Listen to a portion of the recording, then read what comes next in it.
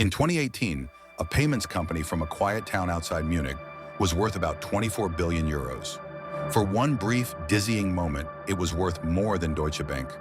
It was called Wirecard. It was Germany's great technology hope, the local answer to a global giant celebrated by politicians and defended by its own regulator. Then one morning in June 2020, its auditor asked a single simple question. Show us the 1.9 billion euros. Show us the cash. There was no cash. There was no answer. A quarter of the entire company, almost 2 billion euros, had never existed at all. This is the story of how that lie was built and who helped it survive. Was it the most sophisticated fraud of the century, or a failure so complete that a whole country refused to look? Stay to the end, then you decide. Wirecard began in 1999 near Munich, doing work almost nobody wanted to talk about. It processed online payments for the internet's gray corners, gambling sites, and adult content. When the dot-com bubble burst, it nearly died. In 2002, it was effectively insolvent, and that is when a quiet Austrian consultant stepped in to save it. His name was Markus Braun. A former consultant with a doctorate, he took over as chief executive, put in his own money and believed, or said he believed, that this small company could become a giant. In 2005, Wirecard reached the stock market by a side door. Instead of a normal listing, it took over the empty shell of a failed company and simply stepped into its place. It was a clever trick that skipped the hard questions a real listing would ask. At the time, almost nobody noticed. It was the first quiet sign of how this company preferred to do things, and then it climbed. Real merchants, real cards, real payments across Europe. By 2006, it entered Germany's technology index. The numbers went up and up and up. The story was irresistible. A German firm beating Silicon Valley at its own game. Money moving invisibly through phones and terminals, and Wirecard taking a sliver of every transaction. On the 24th of September 2018, it reached the summit. Wirecard joined the DAX, Germany's index of its 30 biggest companies. To make room, it pushed out one of the great pillars of German finance, a bank founded back in 1870. A payments upstart had replaced a symbol of old money. At its peak, Wirecard was worth around 24 billion euros. On paper, Markus Braun was a billionaire. A whole nation wanted this miracle to be real, and that wish would become the trap. But there was a question hidden inside the miracle. Where were all the profits actually coming from? The answer was a part of the business almost no one could see. In some parts of the world, Wirecard said it could not operate directly, so it used local partners, other companies that processed payments on its behalf and shared the fees. These were called third-party acquirers. On paper, they were a normal part of the business. In reality, they became the engine of the fraud. Because by 2019, something extraordinary was true. Roughly half of Wirecard's revenue and almost all of its profit ran through just 3 of these opaque partners. Think about that. A 24 billion euro company and its entire profit engine ran through 3 obscure firms that outsiders could barely examine. The trick had a name: round tripping. Money would leave the company, travel in a circle through partners and accounts, and arrive back looking like fresh profit from happy customers. It is the oldest illusion in fraud. You are not shown new money, you are shown the same money again and again, wearing a different coat. And the cash those partners supposedly held for Wirecard, over 1 billion euros of it, was counted on the company's own books, sitting safely in trustee accounts far away in Asia. One of those accounts was confirmed by a small firm in Singapore, which signed letters swearing it was holding 1.1 billion euros for Wirecard. Here is the thing to understand. This was not a hack. There was no genius code. It was paper, letters, contracts, and signatures. The fraud worked because everyone kept trusting the documents instead of checking the cash. For years, the doubt stayed in the shadows. Then in London, one reporter started pulling at the thread. His name was Dan McCrum of the Financial Times. It began in 2014 with a tip from an investor betting the stock would fall. In April 2015, McCrum published a series called The House of Wirecard. At that point, it was not yet an accusation of vast fraud. It was a puzzle. The numbers were strange. The profits did not fit. Something did not add up. Wirecard's response was not to open its books. It was to attack. It hired lawyers and public relations firms and denounced the reporting as false and misleading. It went further than lawyers.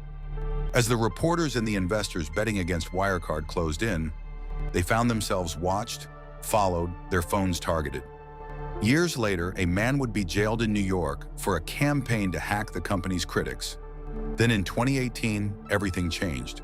A former Wirecard lawyer in Singapore leaked a huge trove of internal documents to McCrum.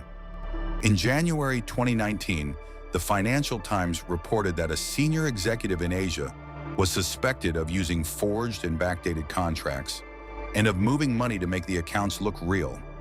One example that emerged involved around 37 million euros, allegedly round-trip to inflate the numbers. The evidence was no longer a vague puzzle, it was specific. In April 2019, the paper went further. Wirecard, it reported, relied on 3 opaque partners for almost all of its profit. The reporter had found the hollow heart of the company. Now, in any healthy system, this is the moment the authorities move in on the company. Investigators arrive. Accounts are frozen. The truth comes out. That is not what happened. Instead, the German state turned around and moved against the very people who had told the truth. Germany's financial regulator is called BaFin. Its job is to protect the markets, to catch exactly this kind of fraud. So watch carefully what it chose to do. In February 2019, BaFin did something it had never done before in its entire history. It banned investors from betting against a single company's shares. That company was Wirecard.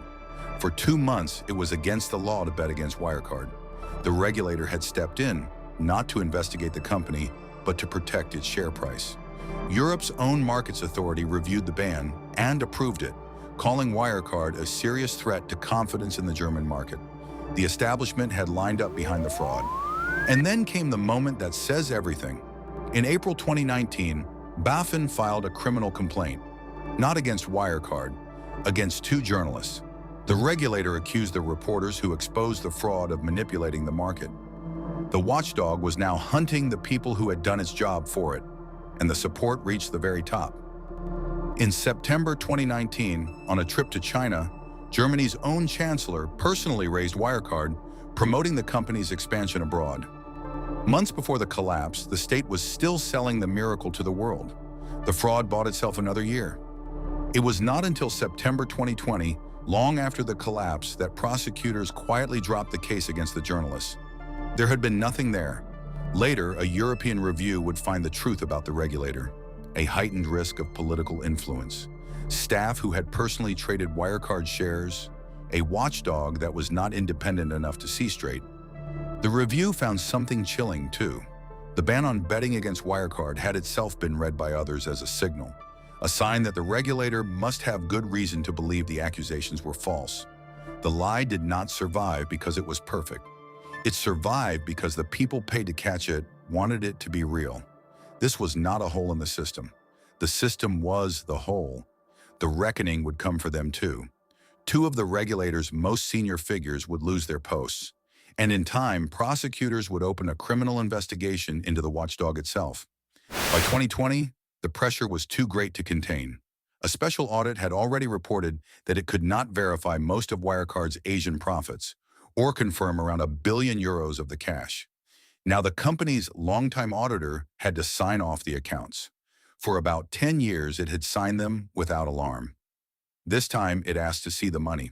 The cash was supposedly sitting in accounts at 2 banks in the Philippines. So the question became painfully simple. Was it there? The banks gave their answer. Wirecard, they said, was never their client. The accounts did not exist. The documents, they said, were fake. The country's central bank confirmed the money had never entered the Philippines at all. On the 18th of June 2020, the auditor refused to sign. It could not confirm €1.9 billion.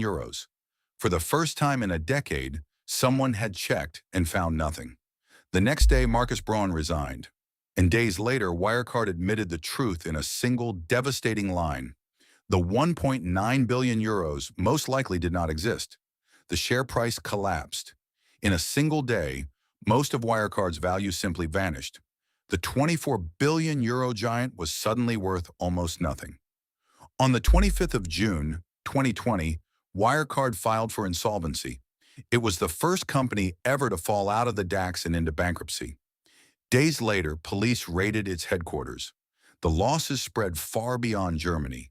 One giant Japanese investor had put roughly 900 million euros into Wirecard just a year earlier. After the collapse, it announced plans to sue the auditor. Everyone, it seemed, had trusted the paper. Markus Braun was arrested. He remains on trial in Munich to this day, accused of orchestrating the fraud. He denies all wrongdoing. He says that he too was a victim, deceived like everyone else, because there was another man. If Braun was the public face of Wirecard, this was the man who ran the machine in the shadows. His name was Jan Marsalek. Marsalek was the chief operating officer. He ran the Asian operations and the partner business, the exact part of the company where nearly 2 billion euros had failed to exist. In the days after the auditor refused to sign, Marsalek was removed. And then, before anyone could question him, he simply disappeared. According to investigations by journalists across Europe, he was flown out through Belarus and vanished into Russia. He has been wanted by Interpol since August 2020. And here the story turns stranger than any script. According to those same investigations and to intelligence assessments, Jan Marsalek may have been a Russian intelligence asset for years, even as he ran a public German company. In 2025, a London court convicted 6 people of running a Russian spy ring in Britain. Prosecutors allege the ring took its orders from a man hiding in Moscow. They name Marsalek. He has never been tried and never convicted of any of it. One by one, the others were caught. In Singapore, the men behind the false letters were sentenced, one of them to 10 years. In New York, a man was jailed for a campaign to hack Wirecard's critics. The courts closed around almost everyone who touched it. Almost. The man who ran the machine, the man who could explain where 2 billion euros went, was never caught. As of this film, no one knows for certain where he is. So look again at that number. Almost 2 billion euros that never existed inside a company a whole country wanted to believe in, protected by the very people who were supposed to stop it. The greatest fraud in German history, or the greatest failure to look. Type fraud or failure. Then decide who you would trust to catch the next one.